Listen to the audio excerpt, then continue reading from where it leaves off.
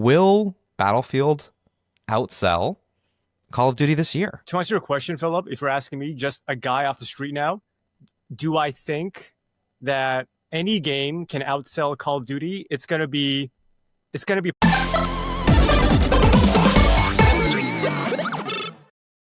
Game devs.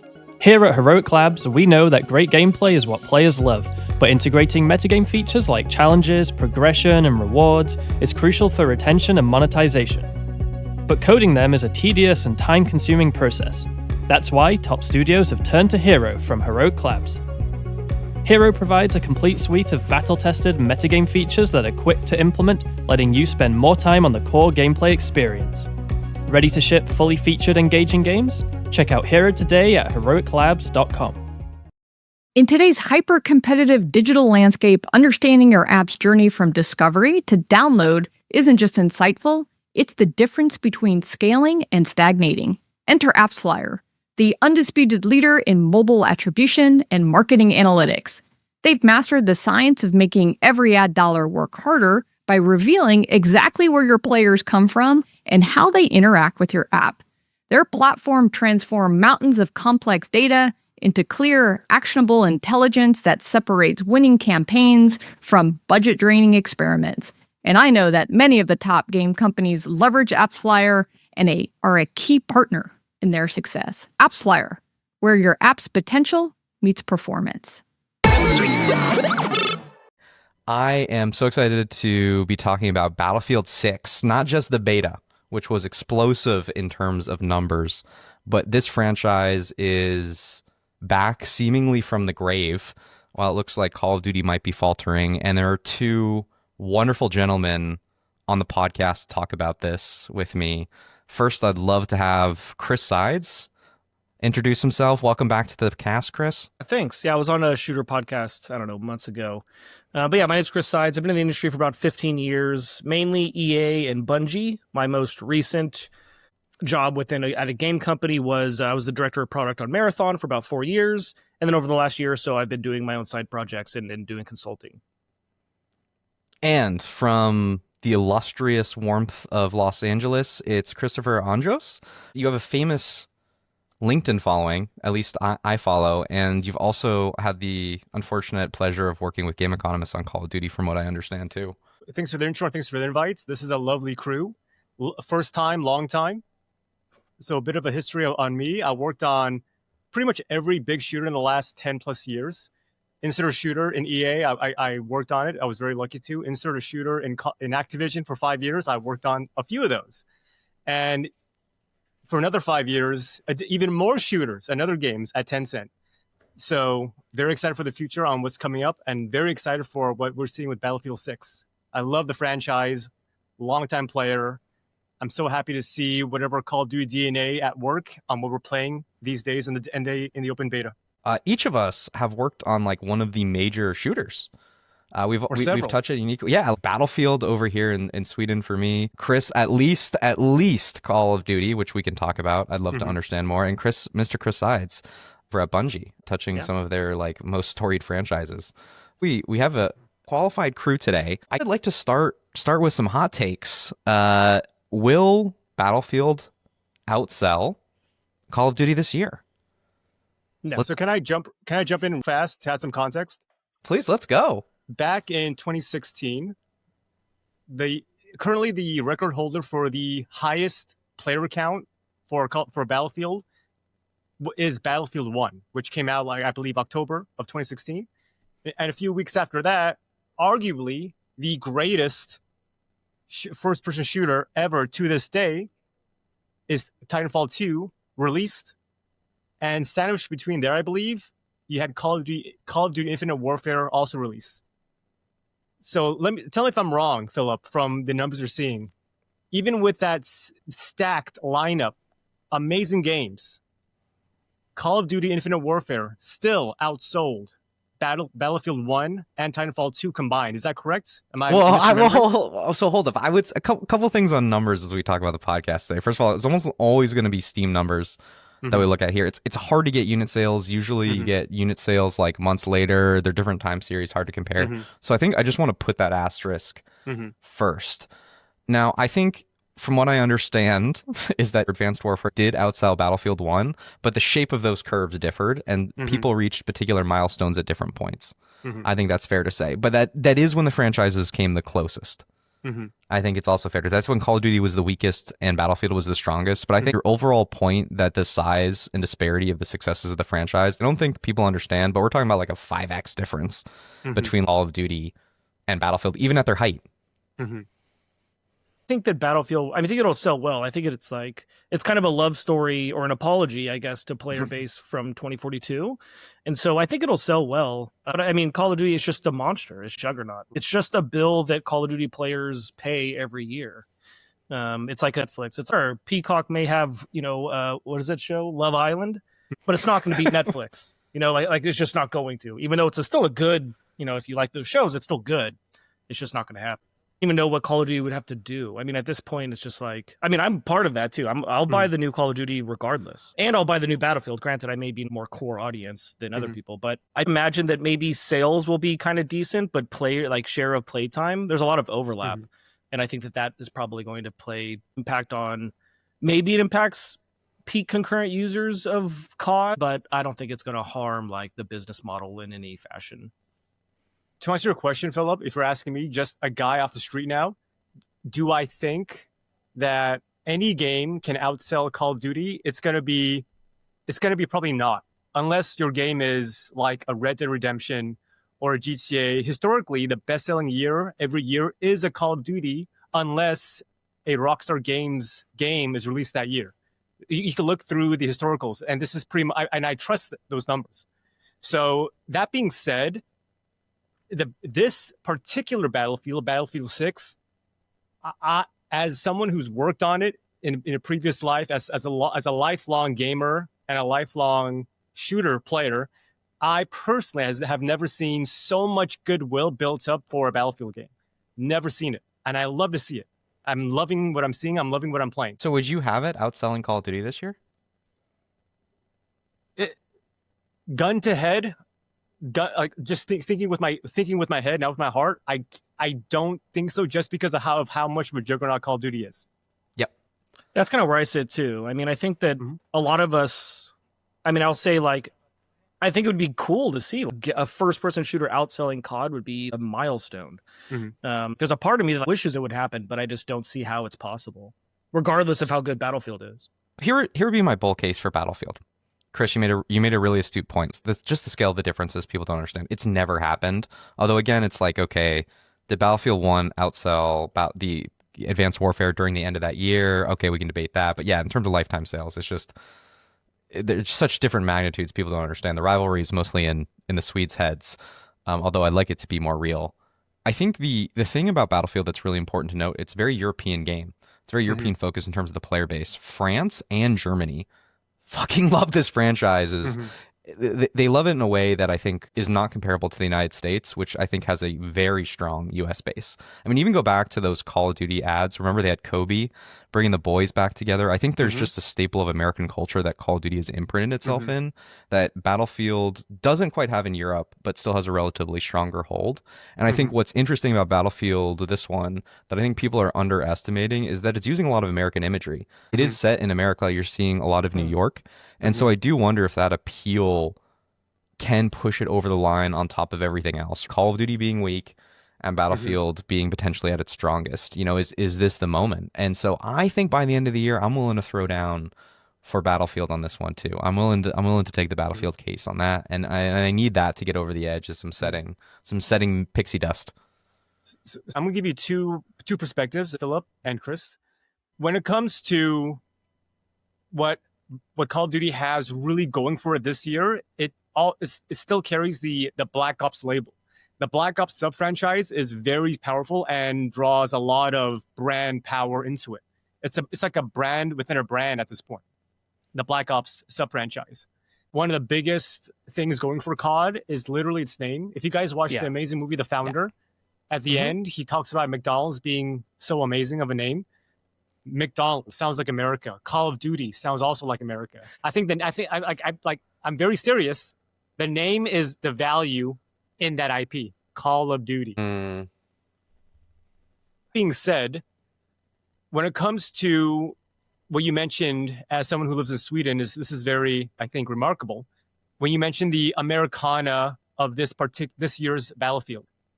And I'm not going to be specific here, but there's a major publisher who's not Activision, whose best-selling titles within their entire history were games that took place and were focused on the Americana culture.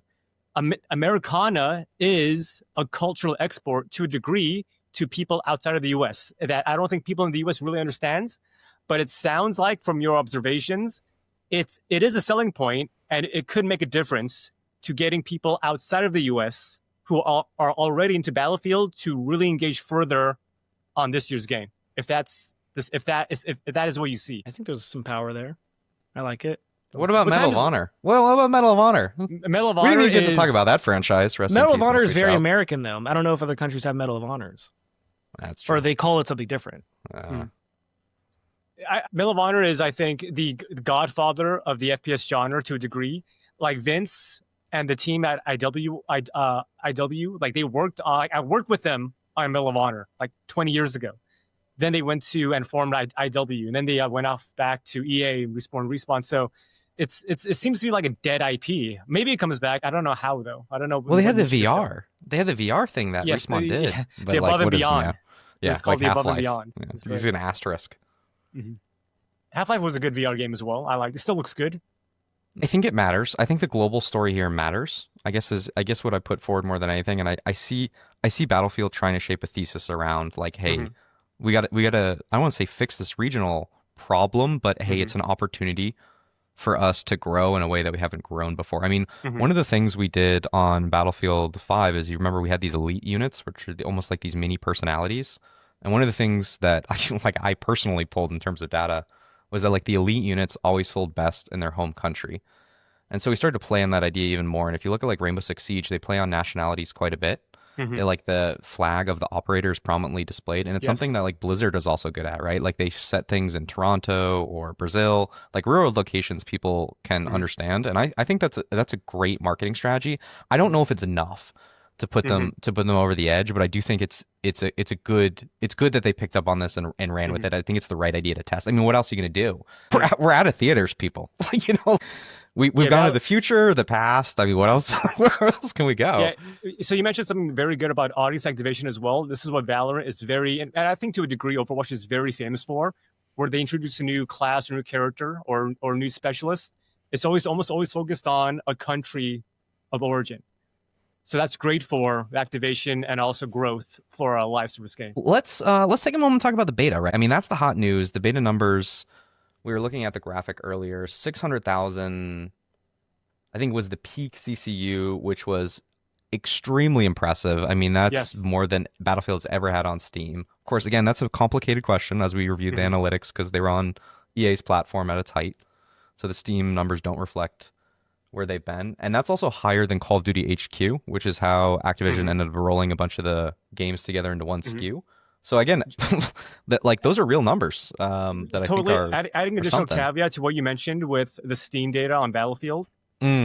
Much of the PC player base on COD is also split on Battle.net. So just want to get that condition out there. Yep, totally fair.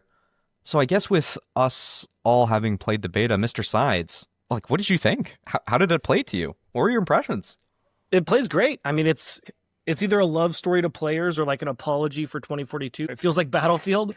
It's got destructive components that people love, especially I think the finals kind of really brought that back to life maybe like a year or so, or maybe 2 years ago at this point. I'm thinking that it hits a lot of the feelings that Battlefield players wanted from 2042. There's the classes, the game feels great, there's more destruction. I mean, it's everything that you'd want from a Battlefield game. I think this is why it's gaining the traction, is because 2042 was such like a low point that this feels like amazing. Even though if this were to follow like 4, I don't know if people would be as excited about it, or if it were to follow 3. But because it's following 2042, the station is actually ramping up the hypeness around it. Besides, can I ask you a product management question also directed to Philip? Sure. What is the opposite of the hangover effect? Does that term exist? It should. Cocaine? I don't know. The caffeine effect? Well, there's this concept that I've talked about. I think I've talked about it on here. If I say it enough, people will attribute it to me.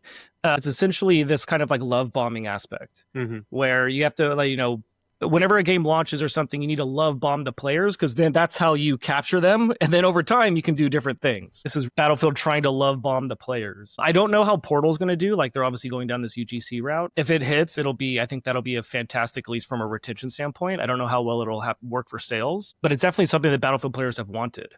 And so, yeah, I think they're just kind of trying to. It was in 2042. Just to be clear, like Portal, okay. Yes. So, I mean, we should definitely spend some time talking about it. It's one of the more interesting Battlefield failures is what happened with that. It actually is a brilliant piece of technology, that ripple effect the LA studio came up with, where you had chained logic that you could use to create servers. So again, you couldn't edit map telemetry, but you could do custom rule sets. And again, you had all the theaters of war in the Portal. See. Progression problems. Anyways, we can get there. We can get there and talk about it. I would say the one thing I really wanted to point out is how much evolution has happened in the core gameplay, and Byron and Vince's effect on the franchise. So Byron is their big hire. He's Byron the VP. B, by the way. Yeah, he was at Call of Duty. He was VP at Call of Duty. I think he was just VP of Call of Duty. I think that was his title. Comes over, is now hired by Vince. It's clear Vince is head of the franchise. He's running most of it out of LA. DICE is a support studio. Rest in peace, my sweet child. Criterion's on this. They're out of England. They also did Firestorm, which was the Battlefield 5 mode for Battle Royale. And if you remember, they also did the vehicle combat for Battlefront 2. So, like, franchise has totally shifted. And a lot of, like, the staples that I'd started seeing in Call of Duty, which were these, like, quality of life updates that kept happening patch after patch after patch, which I was impressed with for a core franchise, were things like the battle log. So we're looking at live footage here, but when someone gets killed, what you'll see is an image of their body and where they got shot and where the damage came from. That was something Call of Duty added, I think, 2 or 3 years ago, but it helps complete, like, the first-person shooter loop of you learning and understanding, like, how you died, potentially improving. And the other thing they'll do is they'll freeze frame where the person who killed you was, so you at least see where you got shot. So again, they're trying to polish the loop of Battlefield, which has been fundamentally broken and underinvested in, I would argue, for the last 10 years, is that the franchise just hasn't had clear direction. And I think this is about setting the franchise back on a path where it's trying to slowly polish what's already there. One more example is the body dragging. So if you noticed in the beta, you can drag players who are downed to safety. And this was something that was actually supposed to be in 2005. So and got cut because we couldn't get the animations right. There was a lot of other problems with it as well. So the fact that they got this in, and it works pretty well, like there was a couple glitches here and there, but that was something that was a struggle in the Frostbite engine. They're delivering a lot of these, I would say, things that the franchise just hasn't had attention to. A quick note, what you described regarding the systems ingrained so players could learn while they play, typically in the first-person quote-unquote community, those would be called arcade, like shooter arcade features, things that Call of Duty was really known for. Call of Duty to this day is considered at its core an arcade shooter, and respective to its time, Battlefield would be described as more like a tactical or tactical shooter in a bigger sandbox area of play. And if you want to look at from a feature set perspective, 1-to-1, using Warzone as an example, Call of Duty had to build far more features to make a Warzone, while Battlefield theoretically would make less features to get on parity with a Call of Duty, which you described. So it's interesting as we go through the years of watching that arms race kind of go head to head to where we are now. Why do you think of it as a tactical shooter? Because like I agree that like Battlefield has been given that tactical label. Tactical, not tactical, tactical.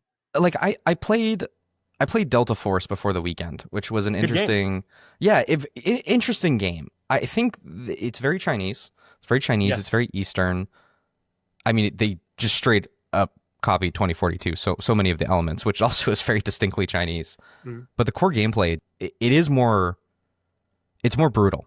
It's very Chinese in that way. I mean, I talked to the Delta Force Jade Studio GM, and that was something he said Chinese players, Leo, said that they tend to prefer in China. But do you think Battlefield really is that much of a difference from Call of Duty when we think about the core mechanics, especially with what you saw in the beta, which looks like they're tuning it a little more arcadey, a little bit quicker, sliding? Pre-Battlefield 6 or pre-Battlefield 6? Pre-Battlefield 6. So pre-Battlefield 6, it was definitely its own stronger identity compared to, say, a Call of Duty. And I believe that was by design. The reason for that is you never, and please, Sides and Philip, let me know if I'm totally off base here. You never want to ditch the girl that you brought that got you to the dance. You want to keep your core players. You always want to keep your core or as much of it, of your audience, and then grow from there. So it's always, like, I don't know the internal conversations within 2042, but it seemed to me that they were very focused on maintaining whatever core elements of the franchise into 2042.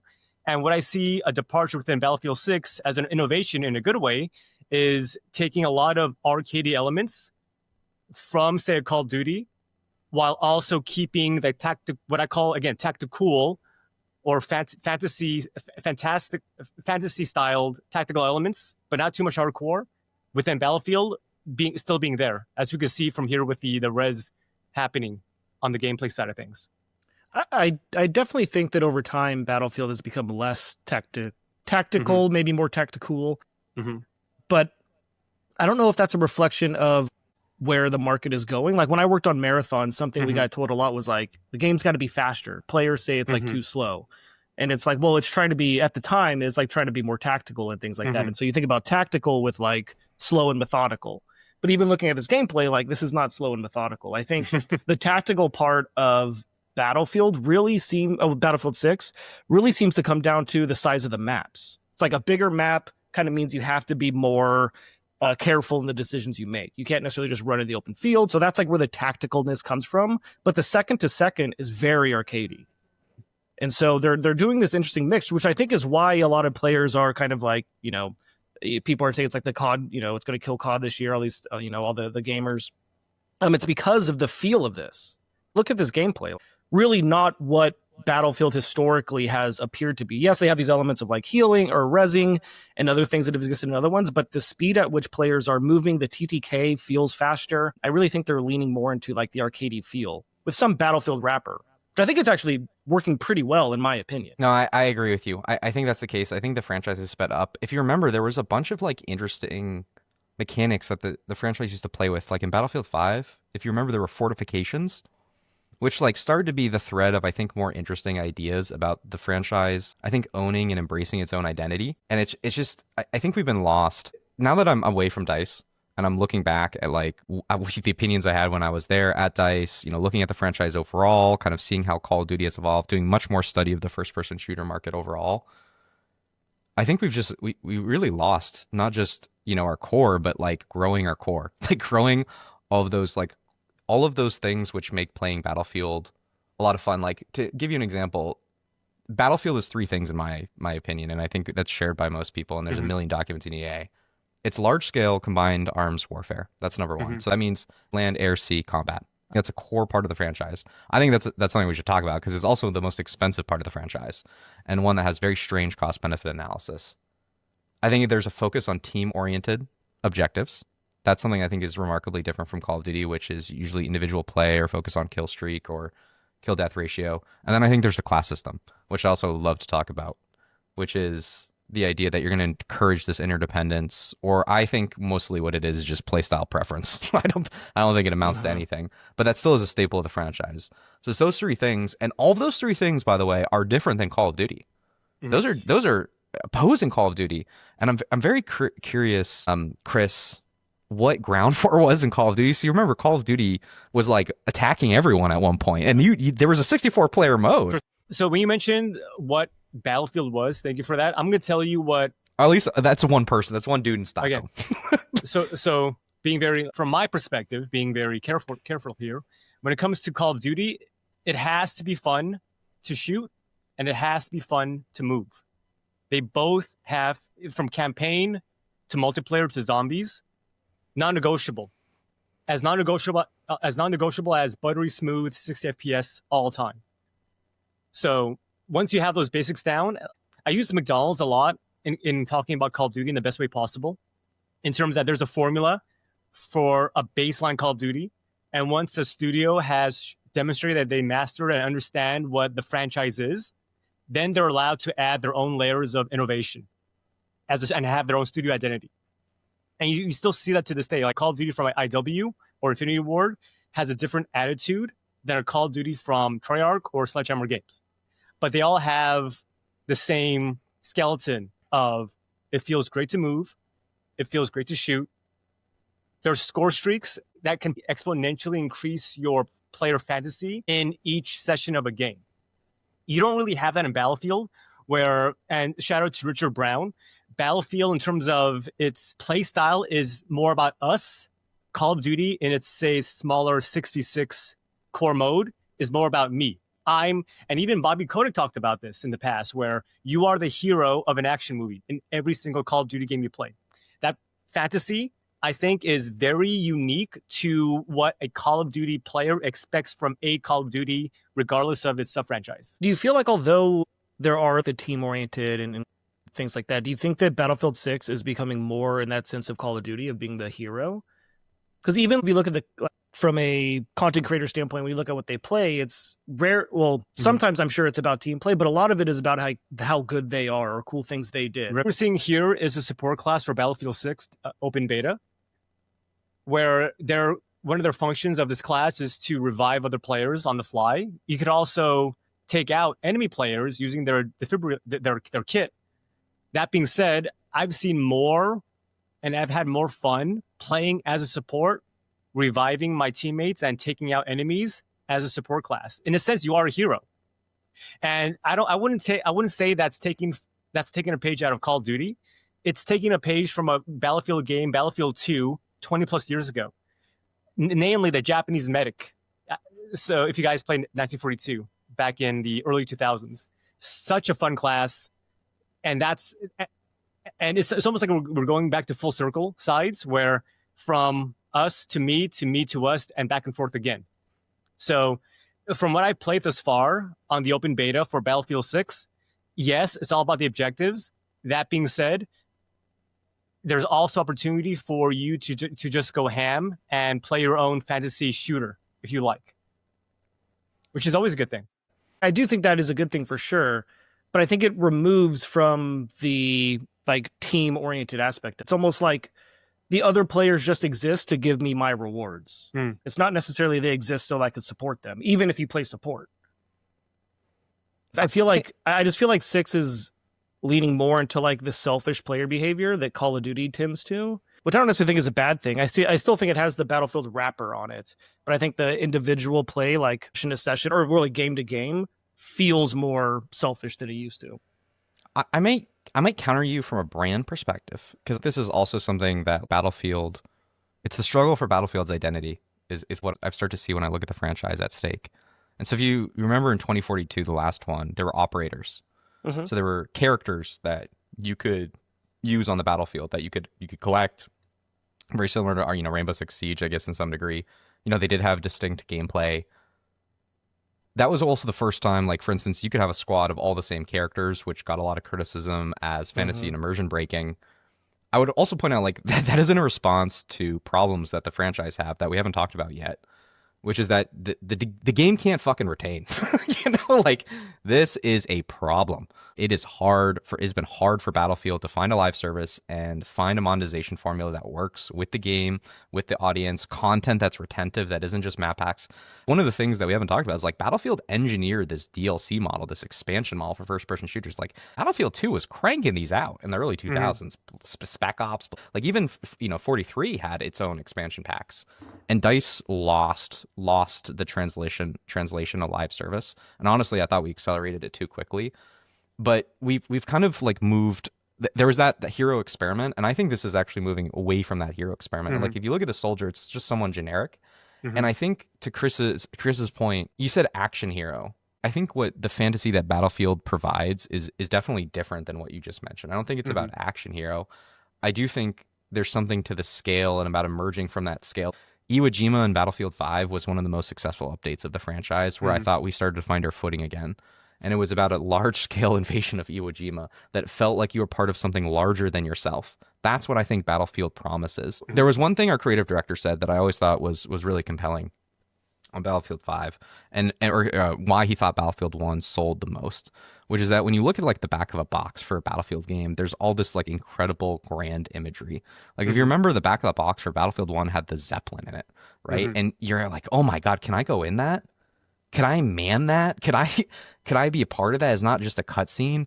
And Battlefield embraces that in a way that no one else, I think, has to a meaningful degree. And you could do that. You could do that in Battlefield 1. You could be on a horse and, you know, cut people with a saber. There were still people in the Turkish Empire that were using horseback in World War I. Like, those are things that I think the franchise has captured really well. The imagination. And again, Immersion, 2042. atmosphere. Yep. And those are things I don't think, again, Call of Duty has.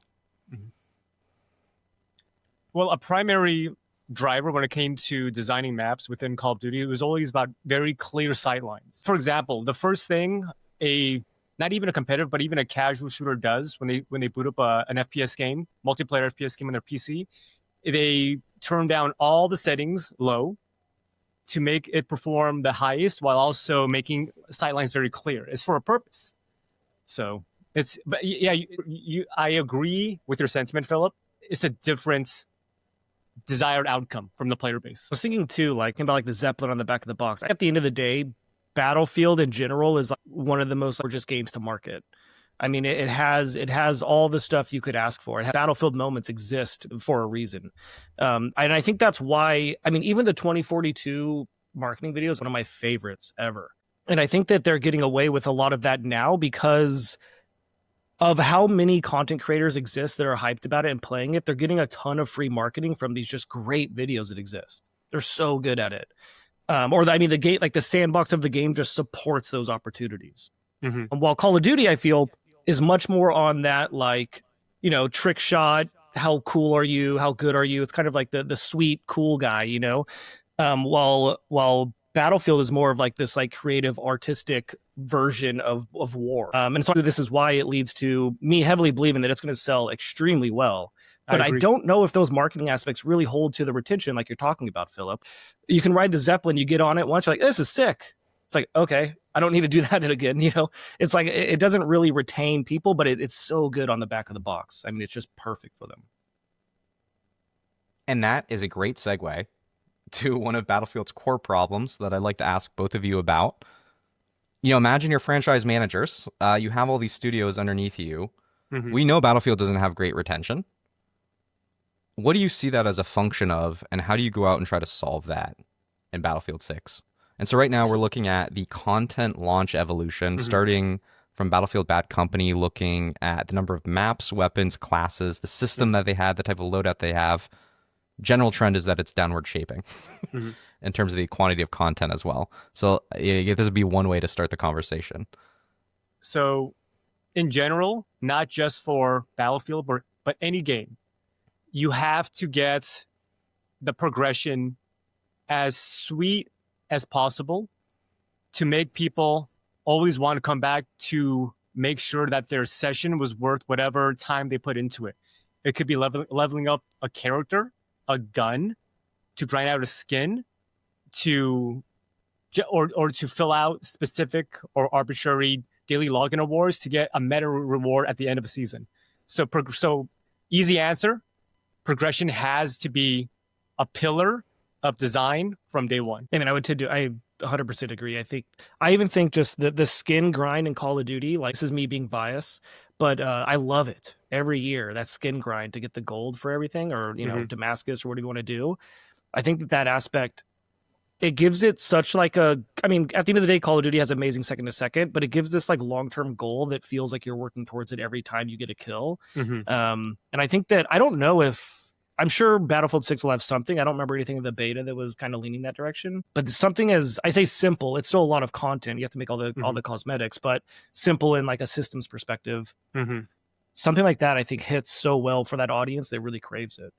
I think it's worth just talking about that, because that again reinforces like how Call of Duty has continued to build on its like winners. Right, prestiging was in Modern Warfare 4. That's one of the big turns. That franchise is when it explodes. Which, by the way, Vince was on. By the way, that's the irony of all this. By the way, is that Vince created modern Call of Duty and is now trying to rebirth Battlefield 6. But they've expanded on the prestige system where you reset your progression once you reach level 50, or usually it's 55 is the main account level progression. But now you have prestige levels. And so you can get to like prestige level 12, and you're getting content along the way when you're prestiging up. And not only that, the economy has become based around that, because when you prestige, remember, you lose all of your progression and you have to reset. And so you now have these tokens which let you keep some of your stuff. But there's a monetization hook, which is the blueprint system, which is a bundle of weapons or attachments that you normally would earn in weapon progression as you normally shoot with the gun and progress it. But now that it's pre-saved and almost just becomes a UX saver, because I don't need to remake my shit every time I prestige. And I'm a hardcore player and I prestige 13, 14, 15 times. That's a lot of button clicking. Why not just buy a blueprint? And when you look at the prestige system within Call of Duty 4, also known as MW1, back in 2007, that was essentially lifted from MMOs and RPG games. It was a genre blending feature, and there's value to that. And that can be built upon game over game, year after year. That being said, just a quick shout out to a great innovation on that system from, I believe, Black Ops 2, Fresh Start. Are you guys aware of Fresh Start? So Fresh Start are for the players, which I guess there were enough of them. If you reached max everything and you had such a good time, you could press Fresh Start and start from day one, blanked out, 0 kills, 0 everything again. And that feature was pretty popular. Sounds like masochism. But again, it ties, so progression, all that ties back into the core loop of the game. If the core loop is strong, progression is something to look forward to. If the core loop is weak with a lot of friction, people don't want too much progression mechanics in their game. So I love. Yeah, go ahead. What do you think is wrong with Battlefield's progression? Right, let's get more specific, because there's going to be the normal account level progression. You know, you're going to be earning, general, major. It'll gate some features. Maybe it'll give you some grind currency. There's usually a class level progression system. I think there's going to be some new systems here. I think they're moving more to Call of Duty. From what I saw, I don't know if you guys saw this, but there are attachment points. This is straight Call of Duty, right? And only that, it's better than Call of Duty. Pick 100, I'm sorry. Pick 100. Exactly, because it's better than Call of Duty because they fractionalized it, right? Now you can assign points to things rather than like 6 out of 7, which lets you modularize things. But I think they're trying to also deepen or at least get table stakes with their progression system, because it's not just like, hey, you had a rank and hey, you had an account level. I think it's the content that the progression rewards has been relatively flat in Battlefield. And now they're modularizing more content. Like when we go back and we look at the difference between the different games, the best retaining game in Battlefield history was Battlefield 4. And what do you notice about Battlefield 4 in terms of launch content? Launch weapons, 76 launch weapons. It was an incredible volume of content. The launch maps is a little deceiving here. It actually had one of the highest because the DLC drops were very frequent and aggressive in that game as well. And I just think the franchise, I do think it needs to figure out what its core progression systems are, because it still hasn't done that. I mean, Jesus Christ, they change it every single game even I've been on. Like, is there gun progression? Okay, it's a skill tree. Okay, now there's going to be class progression. We just haven't, like, Call of Duty is so consistent year in and year out. It's the franchise model, like you talked about it. Ray Kroc's behind there. He's like, we're doing it. We're doing it again.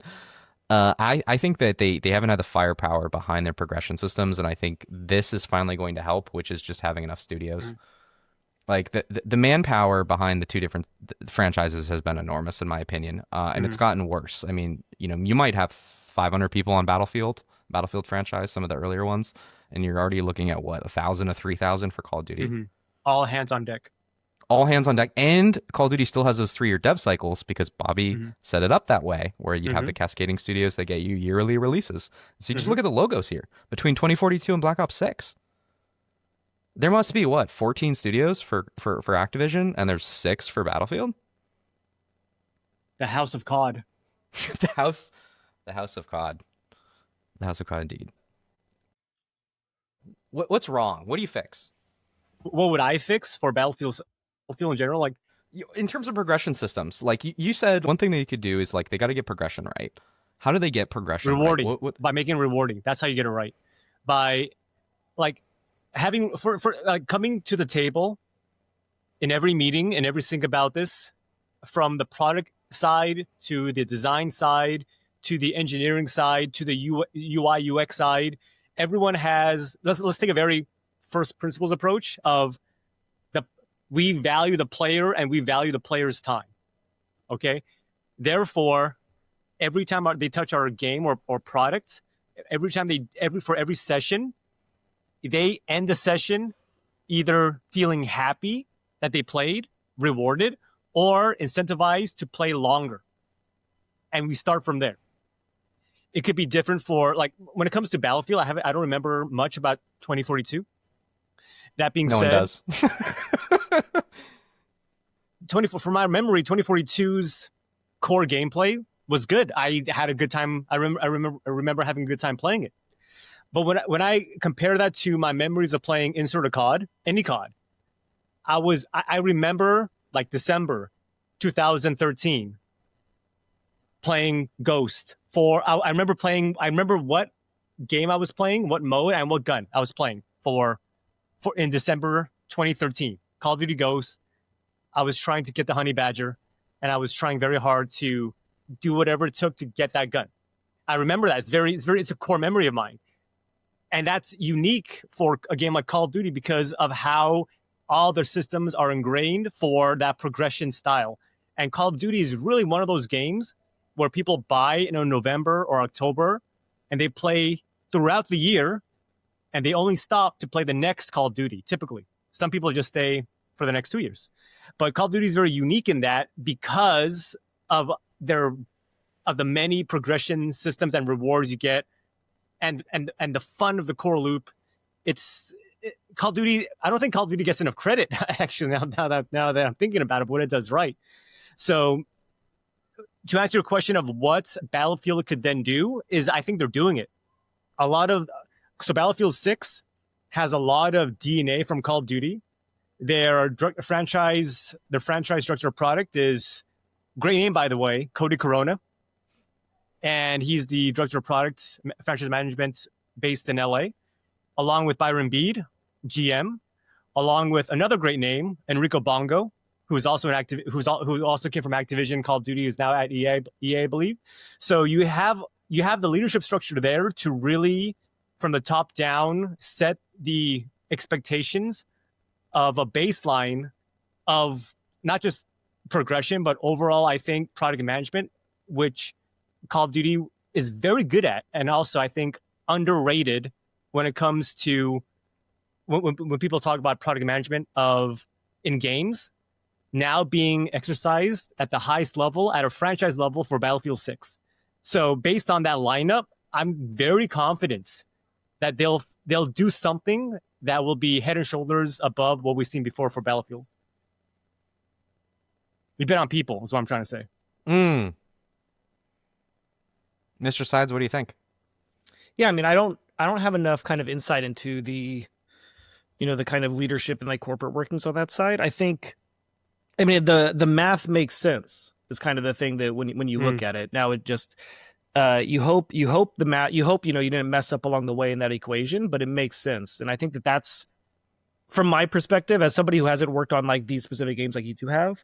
My perspective is like that's kind of the best route you can go. Like when we're playing the Battlefield 6 beta, there may be complaints, but they're not really complaints about the core. They're complaints about more of the ancillary things that, oh, maybe I missed this, or I wish it was this way. But it's not, no one's really complained. At least I have not really seen it, or at least the majority of people haven't talked about like the core has a problem.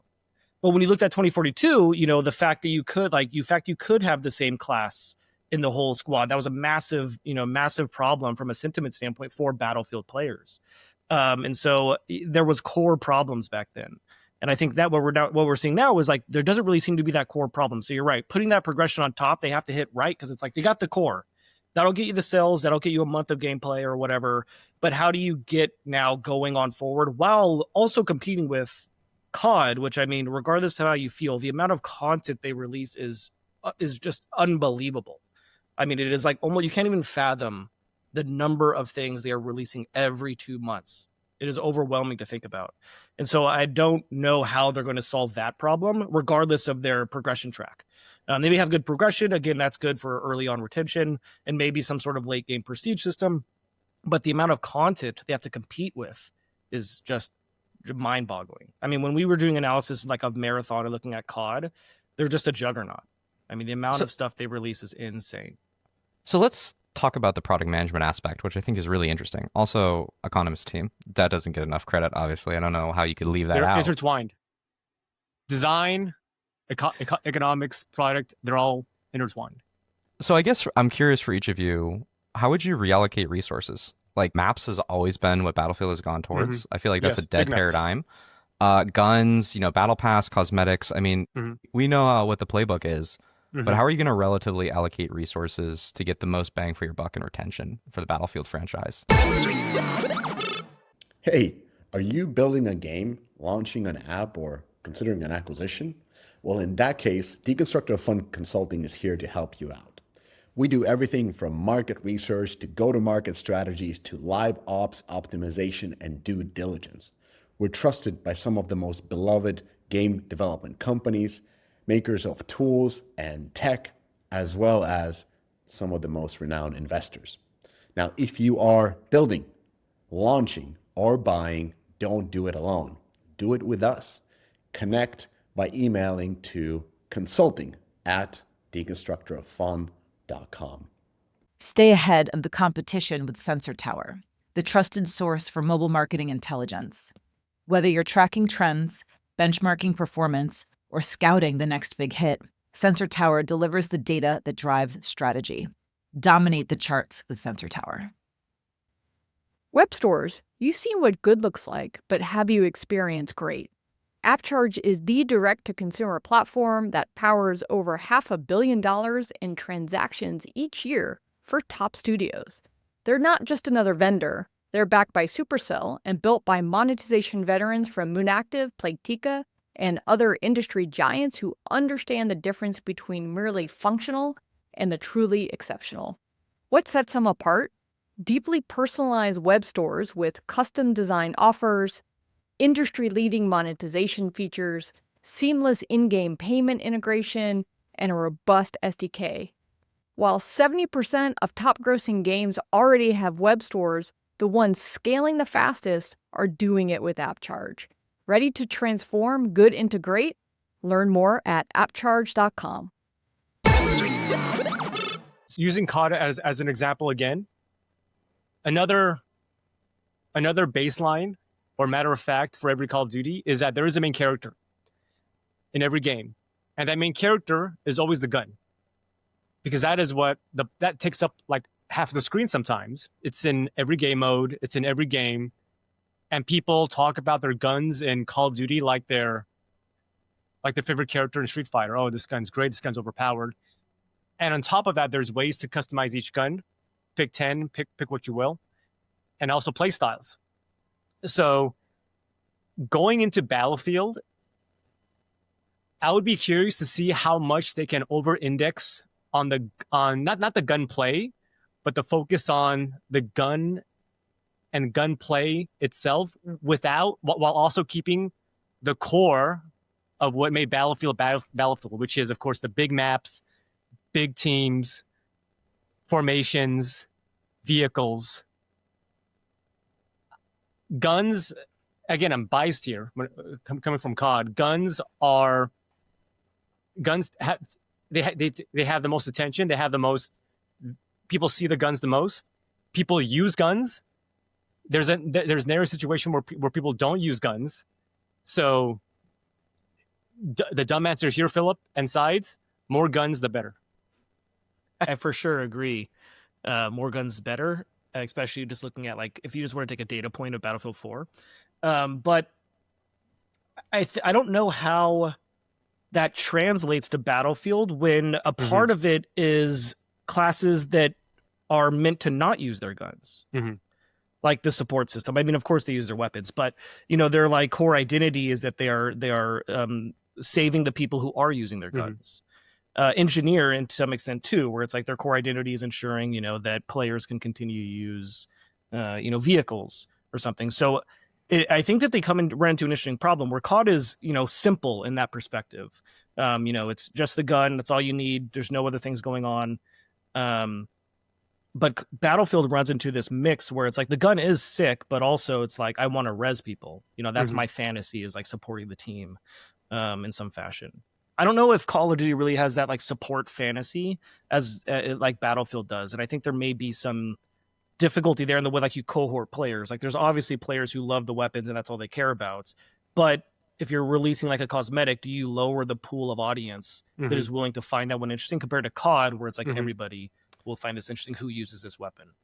I think, remember, there are some fundamental challenges in Battlefield when we think about just weapons. So you have class restrictions, which is defined by your primary weapon, and people don't switch classes. Very rarely do we see that happen. I can tell you that with a great degree of confidence.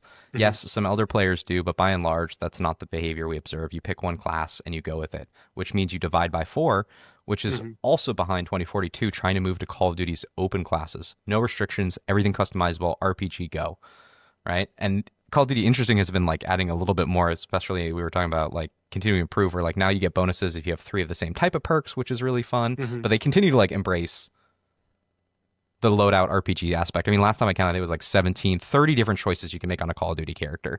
But like these are things that when we talk about like, the class situation you were mentioning, Chris, at the beginning of the call, returning your core, they're trade-offs, right? And so this is one of the roadblocks I see is like, now what do you can do from a design perspective? You just divided by 4.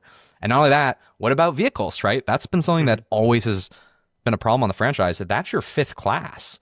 There's some people who just do planes because it's a high barrier to entry, just do tanks. What do you do with those? Do you make tank skins?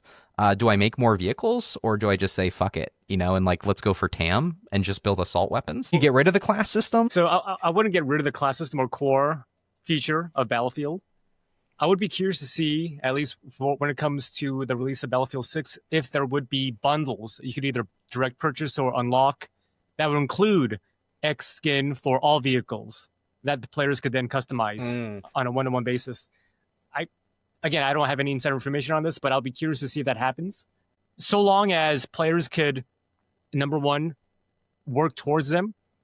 Number 2, add or not add or apply at their own discretion to give them that agency. Yeah, but you're right. You're always dividing by class and by player style throughout the process. So it is a problem. Not a problem, but it is a challenge for the franchise to keep its core with minimal trade-offs.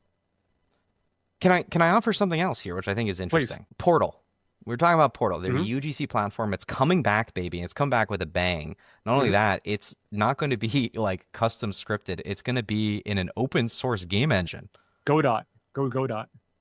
Do you think that this franchise shouldn't think about live service in the way that Call of Duty is, as like a factory, and instead should be Steam Mod Workshop, UGC, Steam Marketplace? Like, what about embracing those aspects? Which, by the way, Delta Force, War Thunder, like all of these games out of nowhere just started having marketplaces. Which, by the way, EA has experience with FIFA. What if they didn't go down the normal, that route, cosmetic, all that normal stuff, and instead went more Steam PC type marketplace transaction? Do you think there's something there? More UGC, like embracing those aspects, throwing out the normal playbook? All right, would you lump in Counter-Strike Go skins in that bucket as well, Philip, and sides? I mean, I think if they go down the route, I mean, CSGO skins are really just about the loot boxes and then getting there. Like, if they go down that route, sure. I think that betting on UGC is, of course, never a bad thing, but it does require players that are willing to freely work to support the game, which usually means you need a massive amount of DAU to get the small percentage that does it. And so there's an interesting kind of competition here of having a premium title with UGC, just down to the pure amount of players you need. I don't know, maybe they're going to have a spin-off that is like free to play, like Warzone is for COD. I have no idea. But I think that there runs into really challenging issues of who are the ones making it, and then how do you support them, and what is the balance of supporting them versus supporting the game? Are you going to have to do both? That becomes like extremely overwhelming. And so as a player, I'm excited for Portal. As a business model, it's like the risk they are taking, I think, in their live services. I think that they've done the analysis and said, we cannot compete with Call of Duty's live service cadence. I have to imagine that occurred.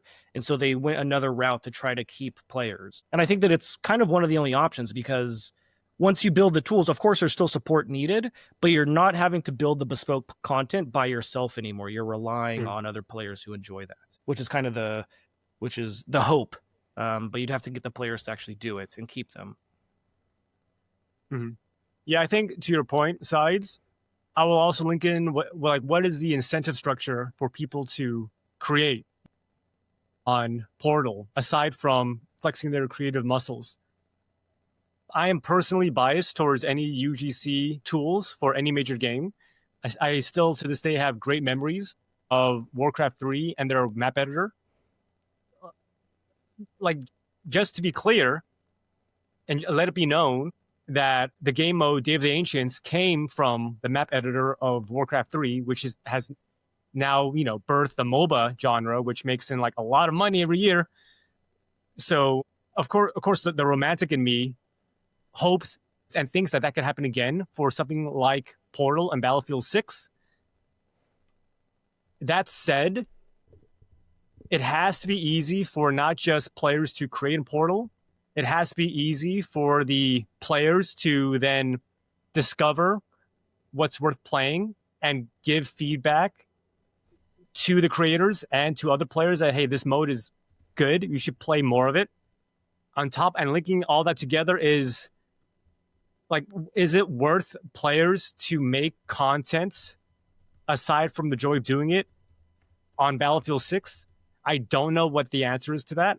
I have some ideas why, but that's for another conversation. One of the questions that would really need to be addressed to get the mass and surge of people creating quality content on Portal to really help with that, with retention on the UGC side of things. Like, to condense that further, the upside of things going right is way too high for them not to do this, to be clear. And I think outside of that part, I have a massive negative sentiment towards any game that hasn't launched yet talking about how they're going to do amazing live services. Mm-hmm. It's just always said live service it's either a marketing term at this point, because from a product standpoint, it seems like, what do we even mean by this word anymore? My inherent bias is that whenever I read about what they're talking about, next live service, blah, blah, blah, I just don't believe them.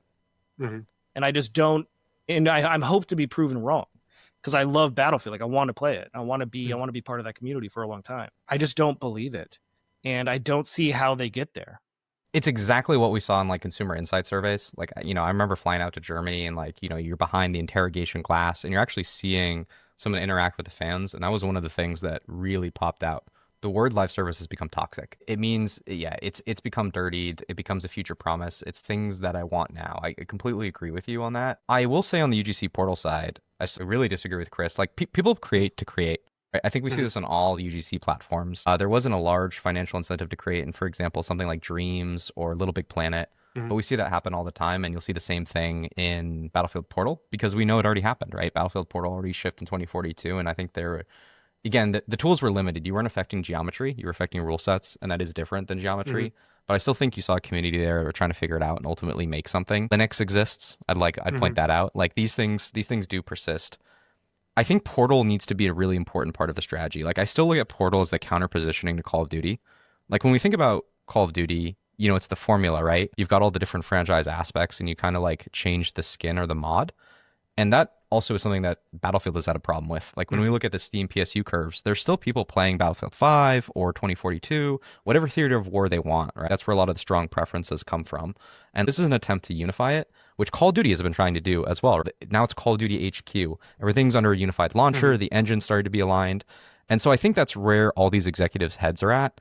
Even look at like the Battlefield homepage for Battlefield Beta. This is straight from Call of Duty. This is what Call of Duty launched with Warzone. It's the Netflix UI with the different modes, with the tiles, which, by the way, is very console-centric, doesn't work too well on PC. But this is a straight up franchise Portal, right? That's the dream. And now I can upsell you on all the different SKUs. Now you have a single point of entry, which is, again, what they do in Call of Duty. To your point, they've integrated and unified all these different things. And I think that is still the overriding challenge for these franchises when they think about their next step, is how you unify all these different experiences under one continuous live service. There will be an end to $60 Call of Duty box products. I mean, Warzone happened. It's still crazy that thing shipped, but they shipped a free-to-play battle royale to extend the franchise. But I think like that is also like, okay, when can we stop doing box products at some point? It feels natural now. They have an off point, and I think Battlefield's trying to figure out. Remember the rumors that like a battle royale is going to come out free to play for Battlefield 6? That seems like the wrong strategy to me. But I think Portal seems, I would argue, is more important. This franchise thesis that both of these franchises are trying to deal with. Can I wrap what you beautifully said, Philip, in terms of what play that would be? It's essentially a platform play. They want to own a platform, therefore owning the users. That is where the value is. Aside from IP, aside from great first-party deals, if you could own a platform like a Fortnite or a Roblox, that is mega bucks, to put it into layman terms. So having a COD HQ or having, I don't know what it would be called in Battlefield, that is in line with what I would call a platform play of owning the platform, owning the users, owning the market or that market, which is good. Call of Duty has the head start here. I mean, I think this is why Call of Duty, at the end of the day, will be the winner for a long time. They were the kind of first to get to this platform aspect, and I know that other games are chasing it. But the only reason why COD can do it is because they have like 20 some odd years of stepping on every game over and over, increasing every game over and over and over, trying to enter it from fresh start. Granted, Battlefield 6 is not like a fresh start, but from a platform perspective, I feel like it is. It's going to be incredibly expensive. It's just risky. And when I think about EA, historically they're not as, they're more risk adverse than other companies, and so I'm not sure how that actually gets executed on their side. I want to throw an oddball to each of you that they're all aware of. Mobile is very interesting. So on the Call of Duty side, you got Call of Duty Mobile, which was the unified engine launching on mobile. Same experience, dual SKU, cross progression, complete and utter failure, died in 6 months. You have the Chinese one, which of course had, again, American Product Management, former Scopely PM, Mr. Matt Lewis, which has been in a really strong place. Battlefield Mobile existed, was Industrial Toys, and has been canceled. Is there anything to mobile in this conversation? Is there any mobile part of this conversation? Or can we just really think about everything for both Call of Duty and Battlefield? Is there anything they can do with mobile to enhance this or to subtract it? Does it play any role whatsoever? So COD Mobile, by all accounts, is a success. Primarily due, I'm biased here, primarily due to the China dev teams really understanding of how to get the most out of low demand devices. Typically, again, there's a lot of reasons to fail in a mobile game, but one of the pitfalls of the many pitfalls is the assumption from developers in general, thinking that if I could put a high definition experience on mobile, that will be the differentiator of my game. Not the case. The more graphically demanding a game is on mobile, the lower the battery life is, and that risk there will keep people from playing your games, coupled with the graphical requirements that you need for newer devices, therefore cutting your audience even further down. So Unity, as you mentioned, being used for Call of Duty Mobile, very flexible engine. It scales on devices. Call of Duty Mobile has shown to stand the test of time, not just in the core 6v6 game mode for Call of Duty, but also having its own Battle Royale modes as well. I do believe it should be a goal for any franchise to have a mobile version of their game out there that's successful, that could either help players to enter their ecosystem of their IP, or allow people on the go who are fans of the IP to maintain contact with the IP that they love. And mobile is the best place to do it. So I got a couple things. Actually, speaking of COD Mobile, Eric Arai, he's the current director of product on Marathon. Eric Arai worked on COD Mobile a lot. If we ever want to talk about COD Mobile, highly recommend talking to him or having him on. Shooter Monthly coming soon. He's great. The thing I wonder about mobile, we talk about how, we can use mobile so that when players are not at their computer or not at their console, they can still remember the game or still be engaged with the game.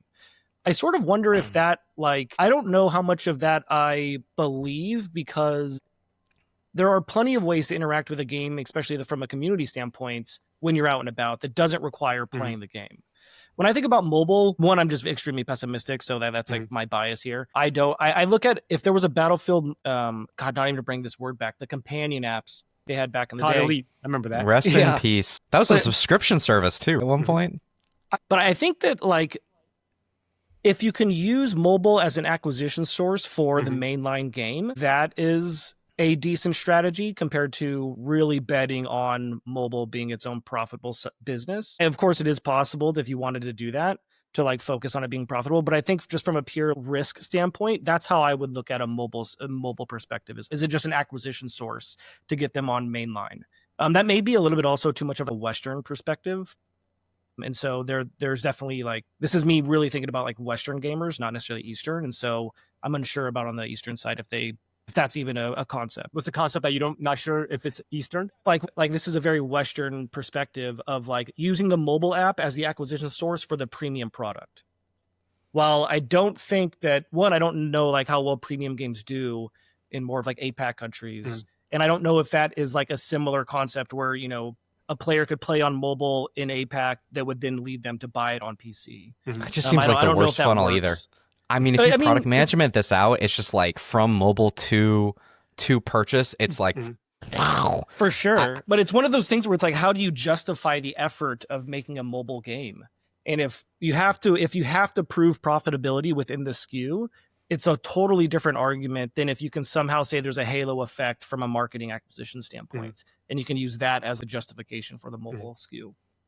That's fair. I've actually been curious that there's been very little effect. I mean, Call of Duty Mobile doesn't seem to have hurt the annual Call of Duty releases by any measurable degree, which I think is interesting. And not only that, it still has a pretty strong Western audience. Obviously, it's huge in China, but it's also successful in the West, which is why I thought Battlefield Mobile was worth pursuing. By the way, I agree with you. I still believe that Battlefield Mobile should be pursued.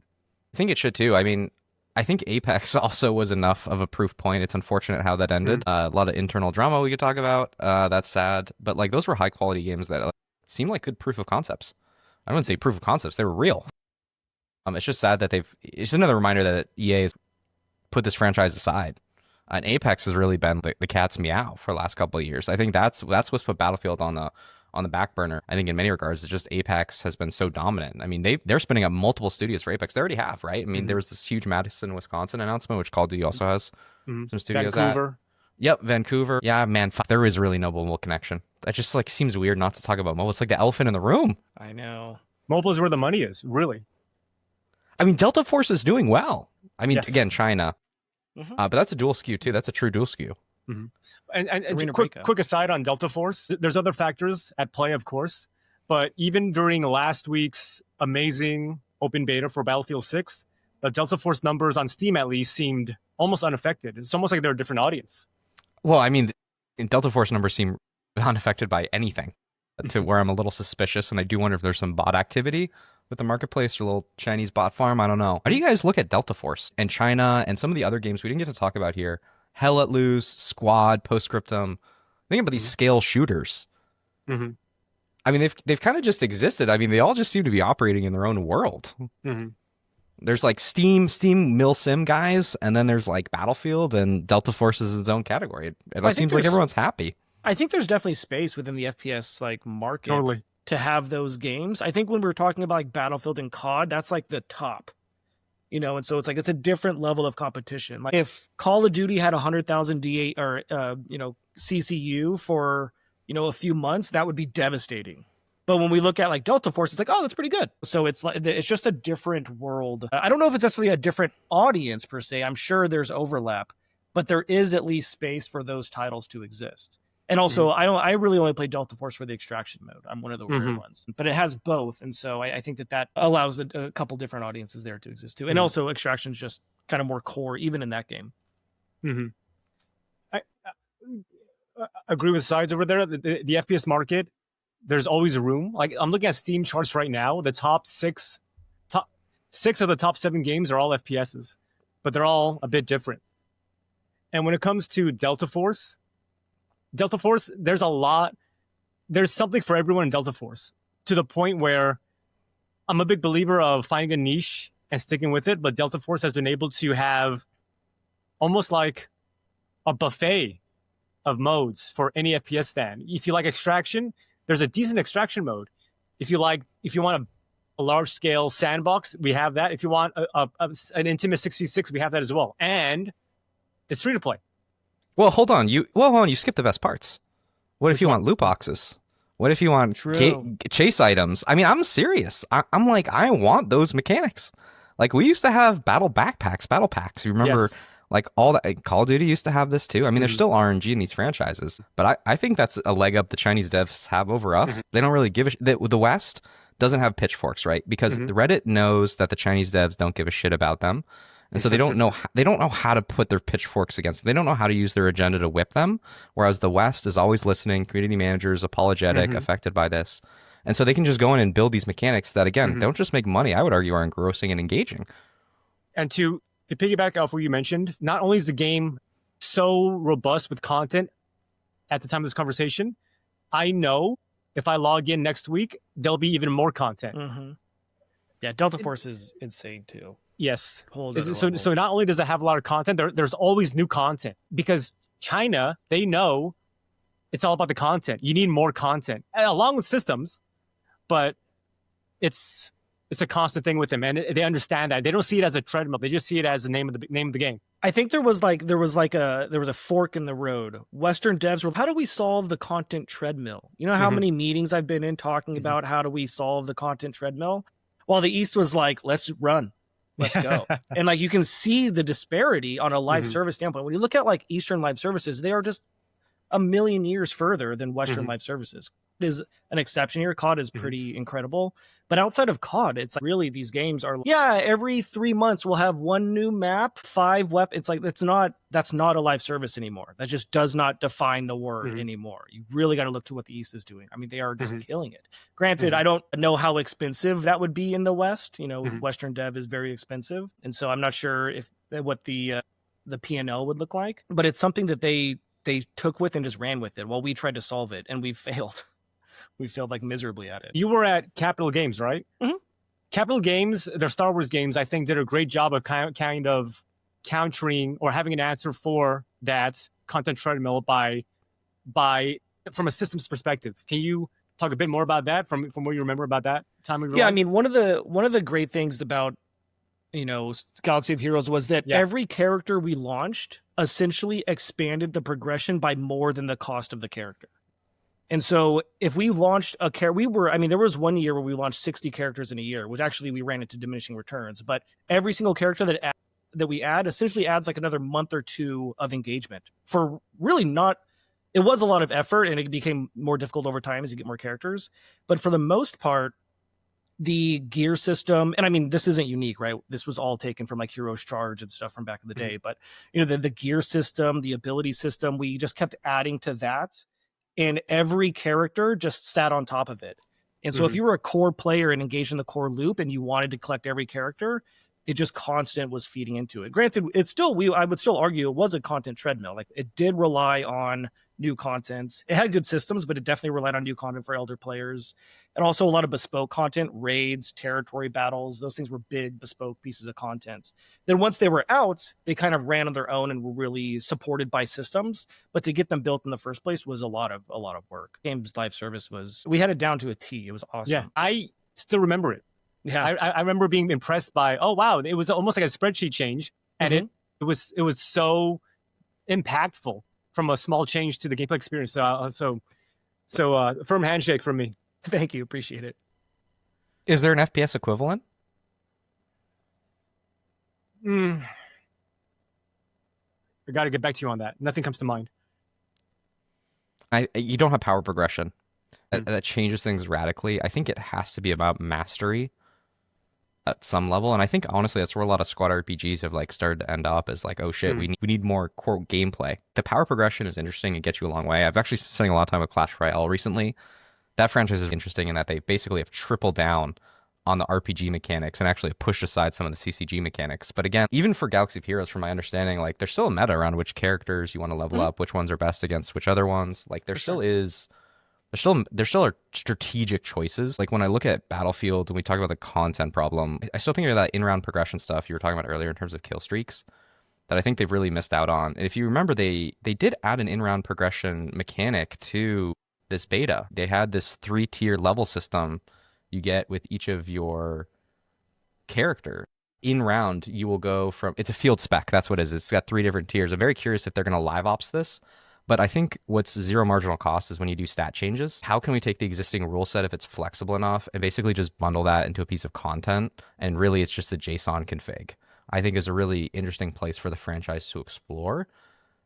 So let's see where these combat medic things go. But stat-based changes, you can pull this off in a first-person shooter. I mean, again, the attachment system is that. It's pluses and minuses with some textures. And when you go to, what was it, the Pro Mod tuning system in Call of Duty, we haven't talked about that. That's an incredible endgame system that it's got very little attention. But this idea that you can really tune an individual weapon beyond the attachments, even more particular.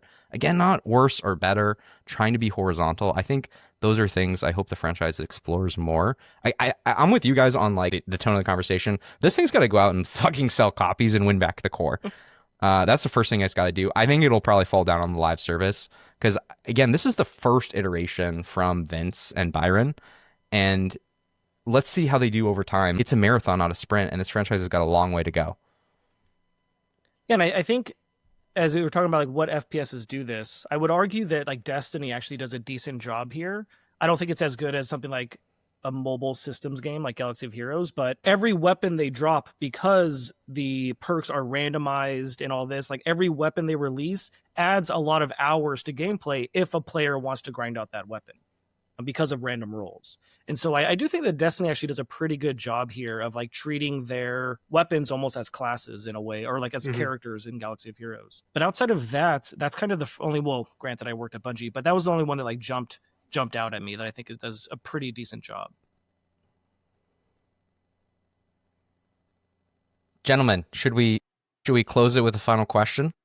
Sure, let's do it. Like, if there was one thing you could tell Byron, one piece of feedback you give Byron after playing the beta that you'd like to see changed, what would it be? Big or small? So I have a direct line with him. No, I actually have a direct answer for that. So one of my favorite battlefields was BF3, namely because of the rush mode. I would try very hard. I would put as much effort as I can to make the rush mode for BF6 as 1-to-1 as the rush mode for BF. Just because the people who, and to anyone who's worried about, oh, that's the same thing. Yeah, they're all over 40 now. There is a generation of players who've never played Battlefield 3 rush mode. So for rush mode for Battlefield 6 and beyond, 1-to-1 BF3 rush mode, it will be the bee's knees, and it could be a core mode for BF6. I dig it. Mine leans goes back to some of the stuff you were saying, Chris, around the progressions and reward structure. Something that I've heard so many times in so many meetings. It's like, oh, we're going to have this progression system and it's going to have rewards. And then you say, well, what are the rewards? Like, oh, we don't know yet. We'll figure that out, once we get the progression system in. And then you're stuck in this like hellhole of having progression with no way to give them anything and breaking economies. So like my thing is, if they can figure out what is that very straightforward bar goes up, I feel good progression. Outside, I mean, they have level, but it's like level is almost irrelevant. Everybody has level. Level progression is not unique. They need something there that makes me feel good when the bar goes up. And I don't think that they really have that yet. And that's like I think for live services in general, that's the number one thing is like, what is the bar going up that makes me feel good? And then what do I get for making that bar go up? And I don't see what that really is, at least in the beta. I'm sure they've got stuff that they're not showing us yet, but at least in the beta, I don't see what that is. And if it's just like unlocking weapon attachments again, it's like, okay, that's not interesting anymore. What older CODs were very famous for, and what enabled older CODs to really have a very high conversion rate from a beta to a full price purchase of a game, was when they did what's called a carryover, where whatever progression you made from the beta would be carried over if you bought the game in this first week. So just from a sales perspective, that would be very powerful. Just throwing that out there as well. That would be like They did transfer. You do transfer progress from this beta. They did have an infographic with that, by the way, poorly communicated in game. And I think the idea of making it conditional on sales is very interesting. Yeah. Save your progress now.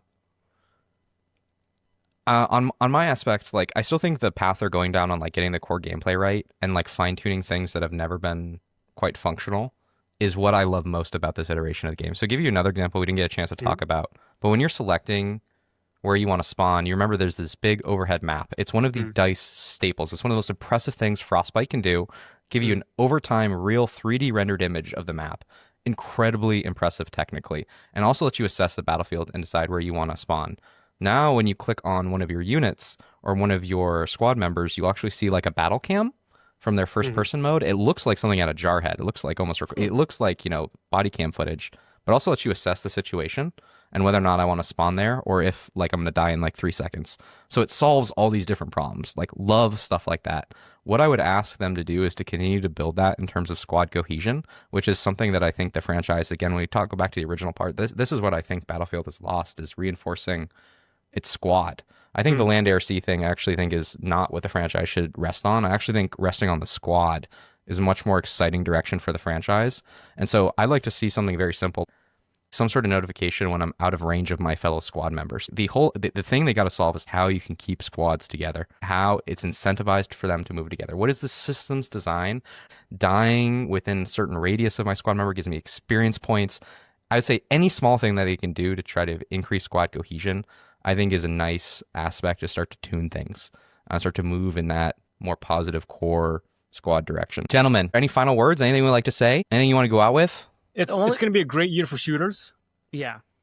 From Battlefield to COD to Arc Raiders. It's going to be, and with Marathon also upcoming, it's going to be a great 6 months of banging shooters. So I'm very happy to see that as a shooter fan myself. I hope it grows the overall shooter audience, and I hope it gives a lot more, even more, lights more fires for other publishers to make even more shooters. Shooters are it's a big market, bigger than I think people care to realize. The biggest genre. Yeah. Agreed with all that. I mean, selfishly as a player, I want all the shooters. From a business perspective, I would be very nervous about releasing a shooter in the next 3 years. Our guests today have been Mr. Christopher Anjos. Mr. Christopher Anjos, where can people find more of you? On LinkedIn, if you just search Christopher Anjos on LinkedIn or Google it. It's a rare name. I'm sure it'll pop up. We'll put a link in the description to your LinkedIn, which, by the way, you got content popping off. You got video content. You got jazz music. You got the whole kit and caboodle. Mr. Sides, where can people find more of you? Find more of me. I don't do a lot of LinkedIn or social media, but I do have a consulting company called Seaside Gaming Consulting. So you can email me at Seaside Gaming Consulting. You can see where the name came from. And other than that, I'm working on some side projects that I'll be getting out in pretty shortly. And we'll also have a link to your LinkedIn and your website, consulting website, in the description. A website for a game I'm working on that I could probably do better. Oh, even pre-order? No pre-order. It's essentially the daily games, like a Dull, like a Wordle, and those. It's a daily game, but it's a old school platforming level every day. So every day you vibe coding? Yeah, you vibe coding? But I'm using Unity, and that's awesome, man. Yeah, I got a good buddy of mine who's been helping me out. So yeah. We should definitely include a link to that. Sure, yeah, I'll share it out. It's called The Simpler Times. Oh, very cool. That's the website. And I'm Phil. I'm on the Deconstructor Fun podcast. For better or for worse, you can find me there. Until next time. You did it. You made it to the end of the episode. As a fan of the show, it would help us out if you'd subscribe and leave us a review on the podcast service of your choice. Those stars and likes, while a small action on your part, mean a lot to us and help to grow the show. More importantly, are you a member of the Deconstructor of Fun Slack group? If you have 5 years or more of games industry experience, go to deconstructoroffun.com/Slack and apply to join. Join the games industry best professional community filled with peers always willing to lend a hand, or subscribe to our newsletter to get all the latest insights from the Deconstructor of Fun content creators. Thanks for listening.